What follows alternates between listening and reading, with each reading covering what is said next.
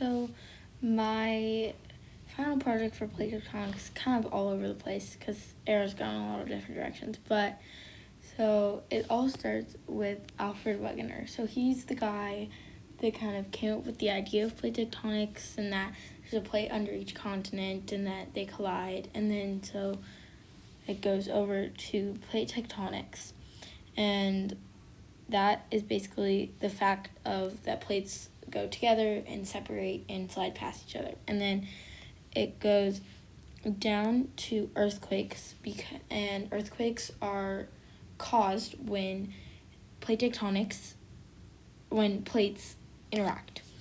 And then goes over to Pangea, which is when all the plates were connected together and all the continents were one big piece of land. And then the arrow goes the wrong way. If you go back, and then it goes to the mantle, which is a layer of the earth. And that goes over to the crust, which is the outer layer of the earth.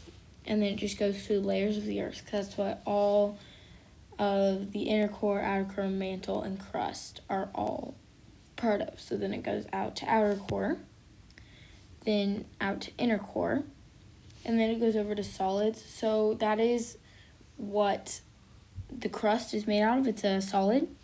And then that is what a few of the layers of the earth are made out of, is a liquid. And then it goes over to high temperature. So if you went to the center of the earth, there would be high temperatures. And then it goes over to high pressure, because if you went to the center of the earth or pretty far down at all, then you would reach high pressure. And then it goes to dangers of tectonic activity, which would be earthquakes and volcanoes, because they cause danger to to humankind. And then you go over to volcanoes, which is one of the dangers of tectonic activity. And then you go over to lava and magma, which is what comes out of some volcanoes when they erupt. And then if you go back over past volcanoes, Iceland, which there's a volcano that's about to erupt, and could erupt any day now.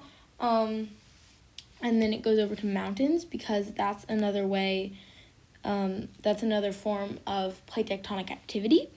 And there are mountains in Iceland too. And then subduction zones, and they go over to convergent boundaries, and then plate boundaries, and then divergent boundaries, and then transform boundaries.